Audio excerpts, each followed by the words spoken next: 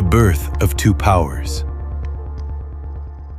The jungle does not forget. It only waits. And somewhere, beneath the thick green canopy of mainland Southeast Asia, lie the broken stones of two kingdoms that once shook the earth with the thunder of elephants and the roar of war drums. Two powers whose struggle would redraw the destiny of an entire region long before the names Vietnam and Cambodia ever existed. Long before colonial maps sliced the land into borders. When the world here was ruled not by nations, but by gods incarnate and sea-born princes. And their rivalry was not merely a contest of armies, but a collision of visions about how power itself should be built, defended, and remembered. Imagine the Mekong Basin 1,000 years ago. Its waters swelling and retreating with the monsoon, nourishing a vast inland plain where rice could be grown in quantities unimaginable to smaller polities. At its heart, rising a city of stone, Angkor, its temples carved like mountains, its reservoirs stretching like inland seas, its kings proclaiming themselves Devaraja, God kings, earthly embodiments of Shiva and Vishnu, ordained to impose cosmic order upon the land.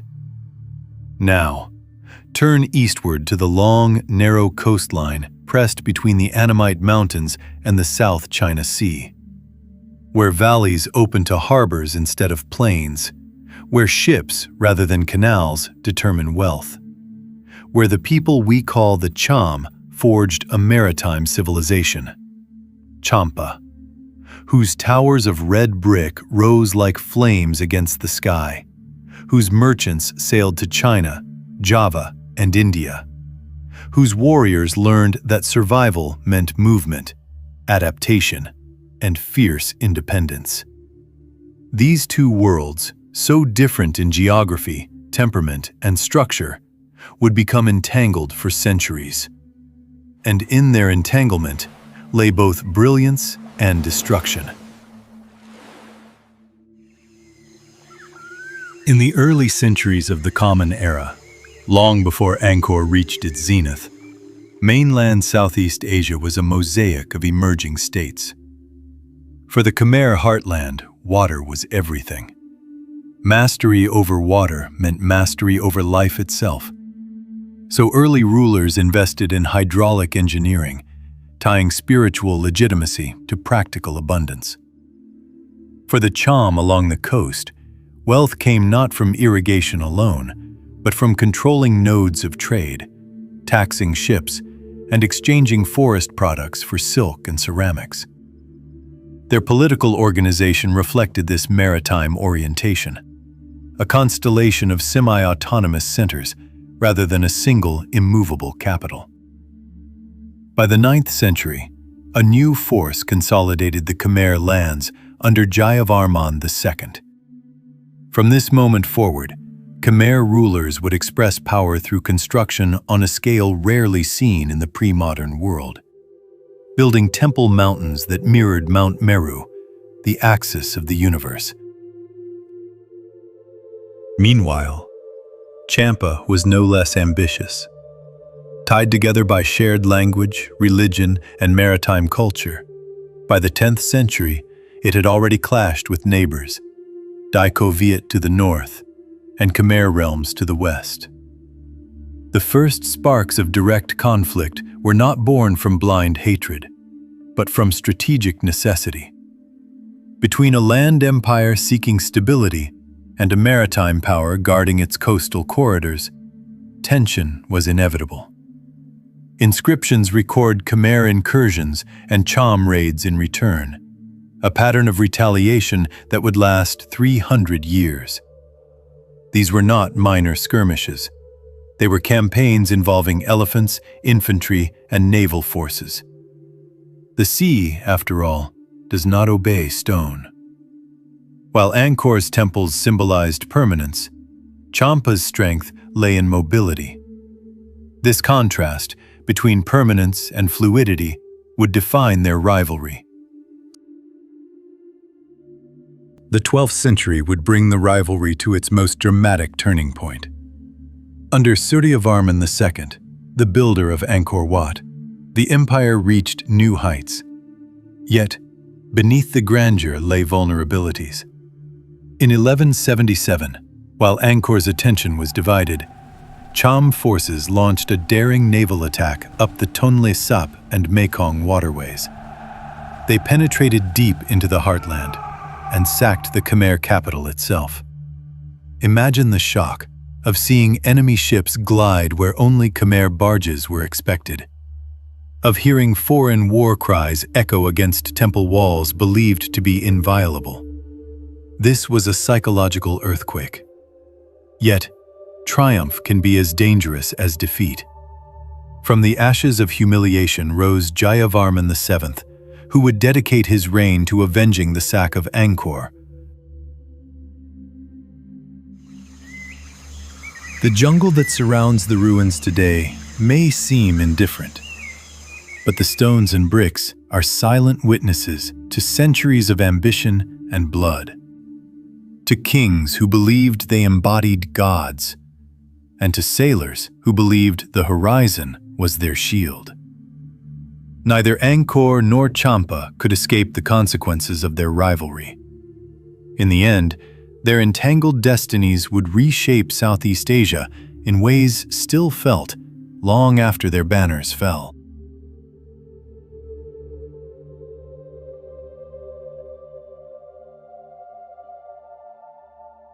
They thought Angkor was eternal, that no enemy would ever dare breach the arteries of water that fed its heart. For generations, that belief had hardened into certainty, into ritual, into architecture so immense it seemed beyond challenge. But in the year 1177, that certainty shattered. The enemy did not come marching across dry fields with banners visible from miles away. The enemy came by water. Silent at first, riding currents the Khmer believed they controlled.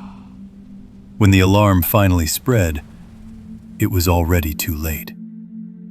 The Cham fleets moved up the Mekong and across the Tonle Sap like a blade sliding between ribs. Warships appeared where merchant vessels should have been. Warriors leapt onto embankments meant for irrigation rather than defense. This was not a raid at the edge of empire. It was a strike at its core. If a god king can be struck down in his own sacred center, then perhaps he is not a god at all. Out of the ashes of that catastrophe emerged a prince who would redefine the Khmer world, Jayavarman VII. The sack of Angkor became the crucible that forged his destiny. By 1181, he had crowned himself king, but he understood that Angkor's legitimacy had been shaken at its roots.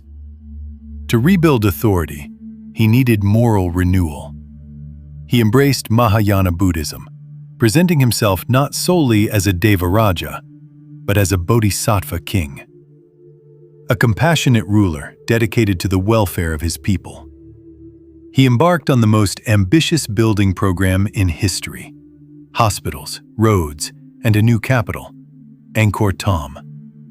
Crowned by the enigmatic faces of the Bayon, whose serene smiles seemed to watch every direction at once. These stone visages projected an image of omnipresent guardianship, a visual reassurance that the empire would never again be caught unaware. Yet, beneath the compassion lay iron resolve. Jayavarman VII intended to crush Champa decisively. Over the following decades, Khmer armies marched eastward with sustained intensity. By the early 1190s, Angkor had installed a client ruler in parts of Champa, turning the once daring maritime rival into a contested dependency. For Champa, this was a period of fragmentation. While they were capable of audacious strikes, sustaining defense against prolonged inland offensives proved more difficult. The unity that had enabled the 1177 raid fractured under pressure. The irony is sharp. The same flexibility that allowed Champa to survive earlier defeats now complicated coordinated resistance. Jayavarman VII's empire reached a territorial zenith, but it bore an immense cost. The relentless eastward wars drained manpower.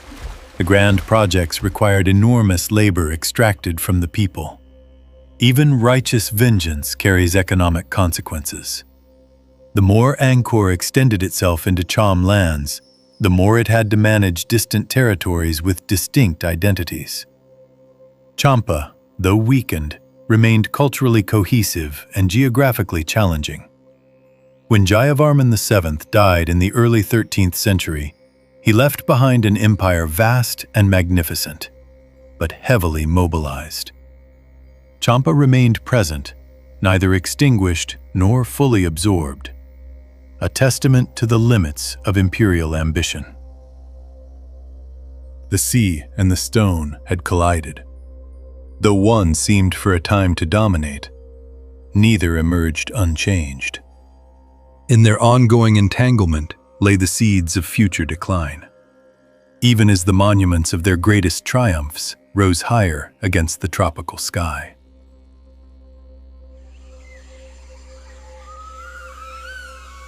Victory can be more dangerous than defeat, because defeat teaches caution, while victory tempts an empire to believe it has mastered fate itself. In the years after Jayavarman VII, Angkor stood at the height of its power. Convinced that the humiliation of 1177 had been avenged and that the coast had been reduced to a subordinate frontier. Yet, beneath this appearance of control, tension coiled like a spring. Conquest does not erase identity. The people of Champa, accustomed to autonomy and shaped by the sea, did not suddenly transform into obedient subjects. The Khmer campaigns of the 1190s were not swift lightning raids. They were sustained operations requiring garrisons and local alliances. This fragmentation was both a tool and a trap. Loyalty was fragile and vulnerable to reversal the moment imperial pressure weakened. The very geography that had once empowered Champa's maritime resilience now complicated Khmer domination. Angkor's strength lay in centralized mobilization across broad plains, not in policing a chain of coastal enclaves. Cham networks of trade and kinship extended beyond the reach of Khmer authority, connecting to other maritime polities that Angkor could not fully intercept. Reality on the ground was a shifting mosaic of compliance, negotiation, and rebellion. Angkor could conquer cities, but it could not rewire the social fabric of a maritime society. Meanwhile, the empire at home carried the weight of its own grandeur. Each new temple served a dual purpose: spiritual merit and political consolidation. But the extraction of manpower and resources inevitably bred resentment. As the 13th century advanced, internal changes within Angkor began to complicate its external dominance. After Jayavarman VII's death, his successors faced the daunting task of maintaining cohesion without his charisma. In this context, Champa found breathing space. The rivalry entered a more grinding phase, a war of endurance rather than spectacle. For Angkor, relinquishing influence would mean conceding that decades of sacrifice had failed. For Champa, permanent subordination was a contradiction of their very history. Thus, the relationship evolved into a pattern of contested sovereignty. Tribute, alliances, and military expeditions intertwined, while beneath the rhetoric lay pragmatic politics shaped by terrain and trade. One cannot overlook the broader currents flowing through Asia. The expansion of the Mongol Empire in the late 13th century brought a northern colossus to their doorstep. Champa and Đại Việt both confronted Mongol invasions. These external threats revealed that the rivalry existed within a larger geopolitical arena where common enemies could, temporarily, alter priorities. But once the Mongol pressure receded, the unresolved tensions between stone and sea resurfaced. By the mid-13th century, the balance was no longer defined by conquest, but by fluctuating spheres of influence. The rivalry had matured into a chronic condition, shaping diplomacy and identity across generations. The once clear narrative of avenger and vanquished blurred into a tapestry of mutual exhaustion. The sea still met the stone, but the collisions were less explosive and more erosive, wearing away certainty, reshaping ambition, and preparing the ground for a new chapter. The greatest threats might not come from the familiar rival across the border, but from deeper structural changes that neither kingdom fully anticipated. Time can be a sharper weapon than any blade. It does not strike once and withdraw, but lingers, pressing quietly against walls and foundations, until even the strongest structures begin to fracture. By the late 13th and early 14th centuries, the rivalry between Angkor and Champa had entered precisely such a phase. No longer defined by spectacular invasions, but by a grinding endurance that tested the limits of ecology and identity. Angkor, still magnificent in silhouette, was no longer the unstoppable force it once was. Resources were finite. Labor was finite. The immense hydraulic network demanded constant maintenance, a silent reminder that power depended on the delicate choreography of water and earth. Canals silted. Reservoirs failed. When irrigation faltered, the surplus that funded armies diminished, tightening the margin for prolonged external campaigns. Maintaining dominance over Champa became less a matter of glory and more a calculation of cost. Every expedition eastward meant diverting manpower from infrastructure at home. Champa, for its part, endured a parallel attrition. Internal rivalries among regional centers made a unified response difficult. Moreover, Champa faced a new threat: the steady expansion of Đại Việt to the north. This was a multi-layered squeeze. Champa was caught in a tightening vice: a still formidable Angkor to the west and an assertive Đại Việt pressing southward. In this vice, the Cham had to balance diplomacy, warfare, and maritime engagement, sometimes aligning with one power to counter the other. It was attrition, not as a single catastrophic blow, but as a slow wearing down of capacity. Angkor's rulers faced another challenge: the rise of Theravada Buddhism. Unlike the monumental projects of the past, this new faith emphasized personal piety over state-sponsored construction. This shift may have reduced the drive for grand imperial assertion, redirecting energy inward. Decisive victories became rare, replaced by incremental gains and losses. Meanwhile, maritime trade networks were evolving.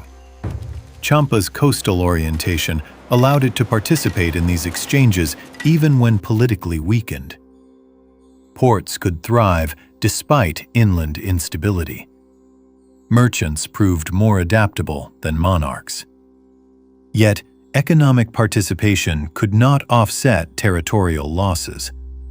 For Angkor, the rise of Đại Việt presented a dilemma. A weakened Champa might remove a traditional rival, but it could also create a powerful new neighbor closer to Khmer spheres. In the courts of Angkor, decisions were made in the shadow of monumental ancestors. In Champa, leaders invoked sacred traditions to rally cohesion, even as territorial integrity eroded. By the late 14th century, the confidence that once drove massive occupation had tempered into pragmatism. Survival depended on flexibility, on diplomacy as much as on arms. Empires often collapse not in flames, but in fatigue.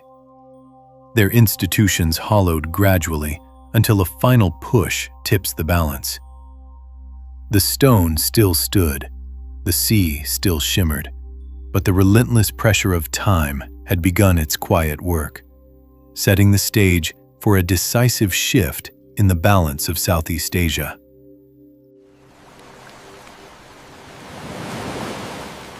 Empires rarely fall in the moment of their greatest triumph. They falter when the world around them shifts faster than they can adapt. By the 15th century, the rivalry that had once defined the region, Angkor against Champa, was no longer the central axis of power. A new force had risen steadily to the north, Đại Việt. Hardened by centuries of resistance, emboldened by administrative consolidation, Đại Việt now looked south, not merely as a frontier, but as destiny. For Champa, this was an existential concern. The expansion of Đại Việt was a steady, methodical pressure, advancing province by province, eroding Cham territory from the north downward. Unlike the episodic clashes with Angkor, these conflicts carried the weight of permanent settlement and cultural transformation. Angkor, observing the rise of Đại Việt, faced a paradox. A weakened Champa removed a historic adversary, but it also eliminated a buffer. The Stone Empire, already strained by environmental challenges, could not afford complacency. The hydraulic system showed signs of stress. Severe droughts alternated with intense flooding, undermining the promise of abundance. When kings can no longer guarantee prosperity, they struggle to command the same obedience as their monumental predecessors. As water management faltered, spiritual focus shifted. Theravada Buddhism reoriented society toward local merit-making, diffusing religious authority. The empire became less about colossal architecture and more about a dispersed spiritual landscape. In Champa, the pressures intensified to a breaking point.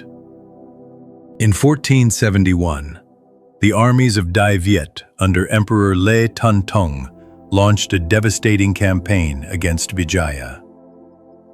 The assault was catastrophic. Northern Champa was irreversibly transformed, and the maritime kingdom that had once sacked Angkor was now fighting for its very survival. For Angkor, the strategic equation had changed, but it too was entering a phase of contraction.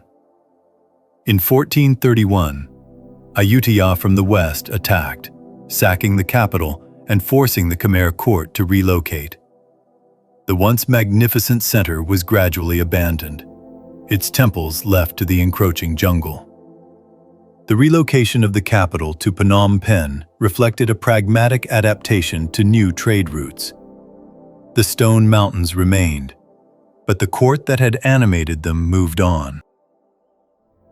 One might ask, did either side truly win? Neither annihilated the other, yet both were transformed irreversibly. The energy devoted to mutual retaliation may have limited each kingdom's ability to respond to emerging threats. And yet, rivalry often fueled creativity. The temples, towers, and artistic traditions continue to define the region's heritage. As the 15th century closed, the stones of Angkor and the brick towers of Champa stood as silent witnesses to centuries of ambition.